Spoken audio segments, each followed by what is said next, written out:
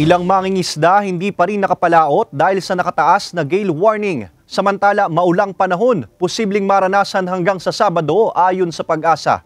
Narito ang report ni Paul Hernandez. Wala nang tanggalan ng plastic cover sa tindahan na yan ni Nanay Lorenza. Tuwing malakas ang ulan, abot daw sa loob ng tindahan ng tubig.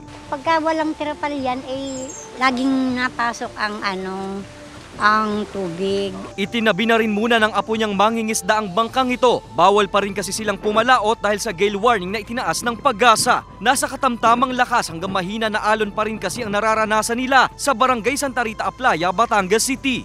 Alam na namin yan, ayun ay Pakati na. Ibig sabihin ay liliit na ang tubig. Pero sa umaga, talagang malakas. Sabi ng Pag-asa, malakas na hangin at mga pag-ulan pa rin ang aasahan sa mga susunod na araw. Patuloy pa rin daw kasing pinalalakas ng bagyong Goring ang habagat. And possible pa rin po na maka-apekto sa western section ng Luzon including yung Batangas.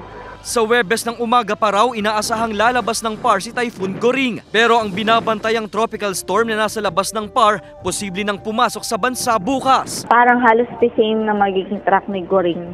So kung parang nasa extreme northern Luzon siya, parang doon din pwedeng dumaan doon. Posible raw na magiging maulan sa Luzon hanggang sa last day of COC filing sa Sabado. Ipinapayo ng Weather Bureau na umantabay at sumunod sa mga abiso ng kinaukulan tungkol sa pag-iingat. Kasama si Buhay Adante Jr., Paul Hernandez, Balitang Southern Tagalog.